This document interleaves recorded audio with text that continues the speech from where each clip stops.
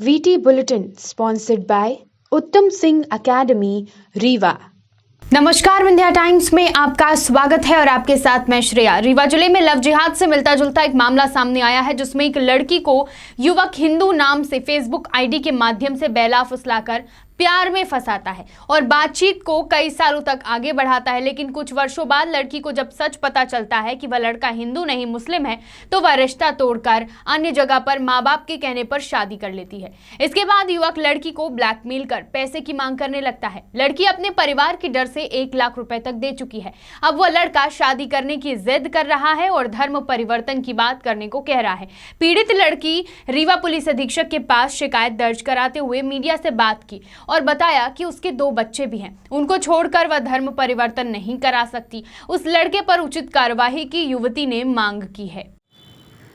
हमारे साथ 2009 में एक लड़के से हम मिले फेसबुक के ज़रिए एंड हमारे बीच में रिलेशन थोड़ा सा चालू हुआ था एज अ फ्रेंड।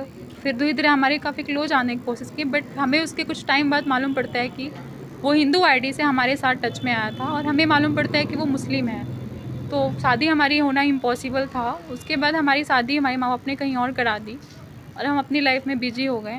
बट फिर कुछ दिन बाद हमारी पर्सनल लाइफ में काफ़ी सारी प्रॉब्लम्स आई, वो चीज़ें उस तक पहुँची शायद, तो वो फिर मेरे पास क्लोज आया 2-4 साल बाद, जब मेरे बच्चे भी हो गए थे और मैं भी अट्रैक्ट हुई थोड़ा सा भी अपनी वीकनेस की वजह से या किसी भी वजह से बोलिए आप। और फिर हमारा रिलेशन बनना चालू हुआ और फिर उसने मुझे ब्लैकमेल करना चालू किया कि मैं तुम्हारी फैमिली को बता दूंगा। हालांकि उसने बता भी दिया और मुझे सारी फैमिली ने छोड़ने का बोला कि मैं छोड़ दूंगा ये वो, और वो मुझे मजबूर करता गया कि मैं सब जगह तुम्हारी वीडियोस डालूंगा, क्योंकि हमारे व्हाट्सएप में एंड आईमो में बातें होती थी एंड कुछ अपने इमोशनल प्राइवेट चीज़ें हमारी उसके पास गई एंड जो भी हमारा कुछ न्यूड वीडियोस वगैरह उसने डाली।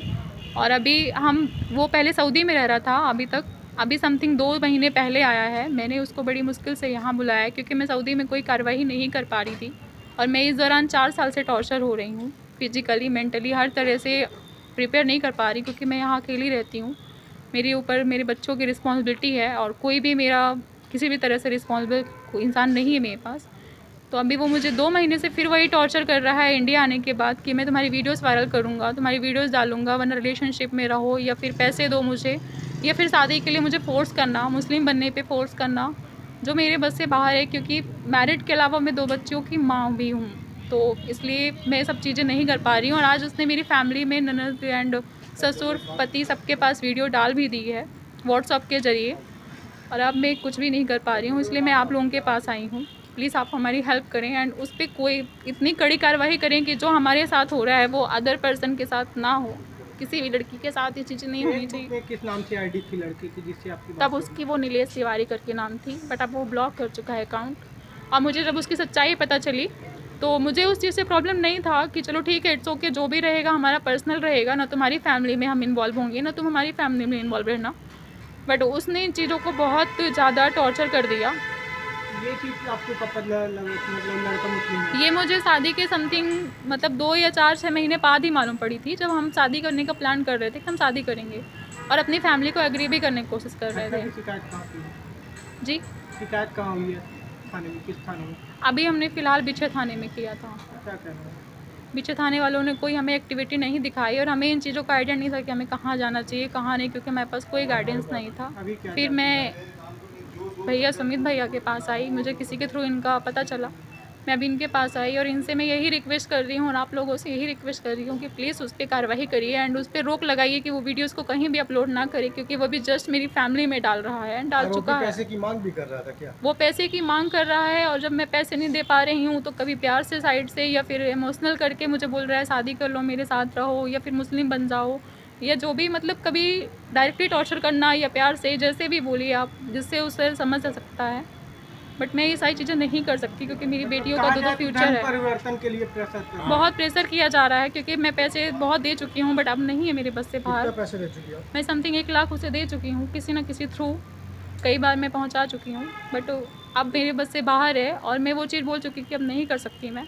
मेरे पास नहीं है। और उसने वो मुझे डायरेक्ट ब्लैकमेल नहीं करता है, इनडायरेक्टली मुझे करता है कहीं ना कहीं से। कभी अब उसकी बीवी भी है, मुझे भी कुछ दिन टाइम बाद मालूम पड़ा कि वो मैरिड है, उसकी एक छोटी बच्ची है 1.5-2 साल की। जो चीज़ उसने मुझसे छुपाई थी, मैंने तो बताया था बट उसने छुपाई थी कि मेरी शादी हो चुकी है। लड़का कौन है, कहाँ का है? ये गोरखपुर उत्तर प्रदेश कुशीनगर कश्या का है। फेस टू फेस जब आपको आपकी मुलाकात 2009 में ही आपको जानकारी हो गई थी कि वो मुस्लिम समुदाय का है, फिर आप रिलेशन कैसे बढ़े उससे? रिलेशन हमारी फिर मर्जी से ही हुआ था, शादी के बाद हमारी मर्जी से ही हुआ था कि चलो ठीक है हम रखेंगे, बट पर्सनल हमारी लाइफ में इंटरफेयर नहीं होना चाहिए। 2009 में ही आपको जानकारी हो गई थी? नहीं, ये फिर मतलब कुछ टाइम बाद, शादी के 2-4 महीने पहले हमें मालूम 2009 में पड़ा। आपकी शादी हुई? हमारी शादी 2012 में हुई, 2009 में हमारा आईडी के थ्रू मिलना हुआ था। 2000 रीवा जिले में एक युवती अपने प्रेमी युवक को लेकर फरार हो गई, तो वहीं युवक की बीमार मां अपने बेटे का इंतजार कर रही है और युवक के बड़े भाई ने सिटी कोतवाली में मामला दर्ज कराया है। 16 जुलाई को दोपहर शिवम साहू नामक युवक अपने घर से अचानक लापता हो गया, जिसकी गुमशुदगी की सिटी कोतवाली थाने में रिपोर्ट दर्ज कराई गई। इसी दौरान युवक ने बताया कि उसके छोटे भाई के फोन से एक लड़की बात कर रही थी। लड़की ने कहा कि शिवम को मैं लेकर आई हूं और वह बिल्कुल ठीक है। बड़े भाई ने लड़की को काफी समझाने की कोशिश की, लेकिन उसने उसके भाई से बात नहीं करवाई। आपको बता दें कि युवक की मां का इलाज भोपाल में चल रहा है, जिसकी जानकारी के लिए लड़की केवल उसकी मां से ही बात करवाना चाहती है। यह जानकारी सिटी कोतवाली में वॉइस रिकॉर्डिंग के साथ दे दी गई है, जिसके बाद पुलिस अब युवक और युवती की तलाश कर रही है। रीवा के पुलिस कंट्रोल रूम में आज क्राइम मीटिंग की गई, जहां अतिरिक्त पुलिस अधीक्षक शिव कुमार वर्मा के द्वारा शहर के समस्त थाना प्रभारी की बैठक ली गई और शहर के समस्त थाना प्रभारियों को अपने थाना के क्राइम मीटिंग की शिव कुमार वर्मा के द्वारा मीडिया को जानकारी देते हुए बताया गया कि सीएम हेल्पलाइन से लेकर थाना क्षेत्रों में घटित हो रहे अपराध और विशेषकर महिला अपराध पर अंकुश लगाने के लिए सभी को दिशा निर्देश दिए गए हैं। बढ़ते हैं अगली खबर की ओर। ऊर्जाधानी में एक बार फिर भारत सरकार की मिनी रत्न कंपनी के कर्मचारी की दादागिरी सामने है, जहां एनसीएल जयंत में पदस्थ सब सिक्योरिटी इंस्पेक्टर विजय कुमार दुबे ने अपने ही क्षेत्र लक्ष्मी मार्केट जयंत के मनीष सिंह के पेट में रॉड डाल दिया। पूरा मामला विंध्यनगर थाना क्षेत्र अंतर्गत जयंत चौकी का है। लक्ष्मी मार्केट जयंत निवासी अजय सिंह जो बर्थडे पार्टी से अपने घर की ओर जा रहा था, रास्ते में जयंत यज्ञशाला मंदिर के पास उनके घर से परिजनों का फोन आया, जिस पर वह बात करने लगे। तभी वहां पर एनसीएल अंतर्गत आने वाली जयंत परियोजना के सिक्योरिटी उप निरीक्षक विजय कुमार दुबे आ पहुंचे और एनसीएल कर्मी का रौब दिखाते हुए लड़के से पूछताछ करने लगे। युवक ने कर्मचारी पर चोरी का भी आरोप लगाया, जिस पर लड़के ने आपत्ति जताते हुए अपने परिजनों से बात कराने की बात उप निरीक्षक विजय दुबे से कही। वहीं जिस पर गार्ड द्वारा लड़के के साथ गाली गलौज करते हुए मारपीट चालू कर दी गई। विजय दुबे द्वारा लड़के पर रॉड से हमला किया गया। तभी वहां पर लड़के के माता पिता और भाई भी पहुंच गए, जिस पर वीर बचाव किया गया। इसी दौरान विजय दुबे द्वारा वहां टूटी पड़ी एक रॉड को उठाकर लड़के के पेट में लड़के के बड़े भाई मनीष सिंह पर हमला कर दिया और हमले में रॉड पीड़ित मनीष के पेट में जा घुसी, जिस पर मनीष सिंह अचेत अवस्था में होकर वहीं गिर पड़ा, जिस पर वहां लोगों की भीड़ लग गई और आनन फानन में पीड़ित मनीष सिंह को तत्काल नेहरू शताब्दी चिकित्सालय में भर्ती कराया गया। मामले के संज्ञान में आने के बाद पुलिस ने आरोपी के खिलाफ मुकदमा दर्ज कर लिया है, लेकिन अभी तक आरोपी की गिरफ्तारी नहीं हुई है। वहीं एनसीएल जयंत सिक्योरिटी अधिकारी संदीप शास्त्री से बात की गई, तो उनके द्वारा कहा गया कि इस दौरान एनसीएल सिक्योरिटी गार्ड उप निरीक्षक विजय दुबे ड्यूटी पर नहीं थे। जो उन्होंने किया उसके लिए पुलिस विभाग द्वारा जो भी कार्रवाई की जाएगी उसमें हमारा कोई हस्तक्षेप नहीं होगा। सिंगरौली से पुष्पलेश द्विवेदी की रिपोर्ट। बढ़ते हैं बुलेटिन की आखिरी खबर की ओर। एक बार फिर ट्रामा में ड्रामा हुआ। हम बात कर रहे हैं सिंगरौली जिला अस्पताल सह ट्रामा सेंटर की, जहां आज दोपहर एक लड़की की मौत के बाद उसके परिजनों ने हंगामा शुरू कर दिया। हंगामा को लेकर बताया जा रहा है कि लड़की की मौत के बाद लड़की के परिजनों ने हंगामा किया और जब कुछ पत्रकार कवरेज करने गए तो वहां पर नर्स, डॉक्टर और कुछ लोगों में मारपीट चालू हो गई, जिसके बाद मौके पर पहुंची कोतवाली पुलिस ने एक युवक के खिलाफ मामला दर्ज कर मामले को शांत कराया। पूरा मामला कचनी का है, जहां युवक अपनी बेटी की तबीयत ज्यादा बिगड़ने की स्थिति में दोपहर लाकर जिला अस्पताल सह ट्रामा सेंटर में भर्ती कराया।